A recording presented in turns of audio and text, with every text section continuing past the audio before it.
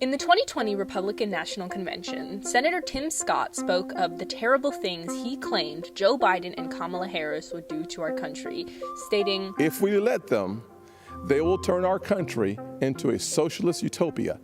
Besides the fact that Scott doesn't seem to be aware of the definition of utopia, the statement he made sparked some questions. Why is America so afraid of the word socialism?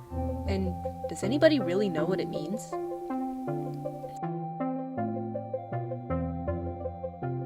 So, it's no question that the word socialist has been thrown around as playground insults in the political arena. Well, you said you're going to socialist. You're going to socialist. But to understand why it got that way, we have to understand where that word came from. And in a lot of ways, but not always, it came from communism. Communism in the US, seemingly since the dawn of time, has carried a really bad rep. And most of this began right after World War I in an era called the Red Scare. The first Red Scare came around the time of the Russian Revolution, where their monarchy was overthrown by Bolsheviks and anarchists, kicking off the rise of the Communist Party. Therefore, communists were typically referred to as Reds due to their allegiance to the Soviet flag. In the US, this, in addition with growing labor strikes, led to this really strong fear of far leftists and anarchists.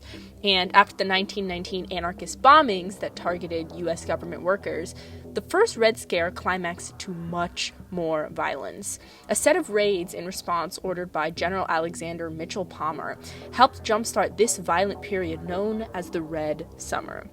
Following World War II, the U.S. was in the height of the Cold War with Russia, and a fear of communist spies conspiring against the government had taken over in the U.S.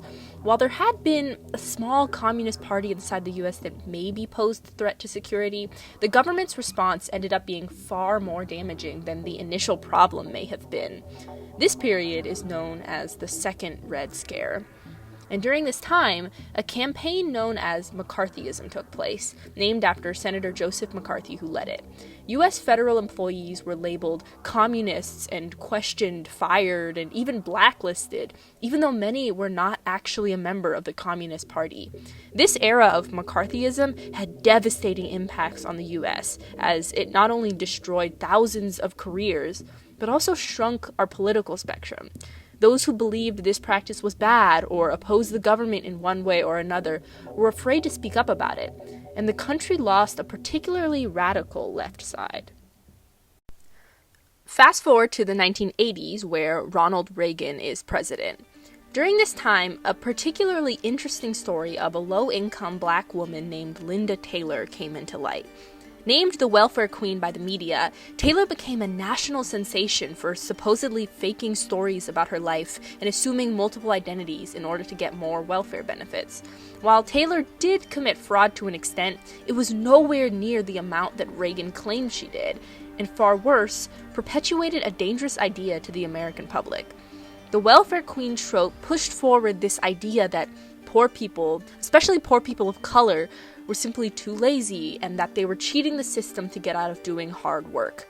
This completely ignored the racism, sexism, and systemic barriers so many faced, and instead used this idea of manipulative, poor black women as a political weapon to turn the public against implementing government benefits and more socially progressive policies. And this idea has persisted, even to today, as we see in the language often used by far-right politicians. This country would become poorer, dirtier, impossible to manage. It would be flooded with the poor of the world, and it would destroy our country. And politicians like Bernie Sanders and Alexandria Ocasio-Cortez have assumed the role of the radical left, working to implement policies like universal health care or eliminating student debt. By ending the international disgrace of this country being the only major nation on earth not to guarantee health care to all people as a human right. But while these ideas are seemingly wild to a lot of U.S. politicians, many of these socially progressive policies are simply a given in other countries, like Norway and Sweden. So you may be wondering, what would it take to achieve more socialist policies in the U.S.? Well, the first step is trust, or rather faith in the people. According to the Pew Research Center, the US has a 50% social trust index, meaning that we really don't trust each other that much, unlike many Scandinavian countries that are above 80%. Our low percentage is largely due to the history that has pushed forward this mentality of American individualism, making the incentive to pay more taxes or contribute to welfare much, much lower. But that's not to say that it's impossible. It seems history has done a lot to pit Americans against the idea of socialism, but notably, this generation has grown up into a world far different from our parents and grandparents. Many of us have witnessed orange skies from climate change, countless police brutality videos, and broken political leadership at the very top. The youth are waking up to the idea that maybe the system we have now isn't going to help us, and even if communism or socialism isn't the answer, it wouldn't be wrong to look for a better one.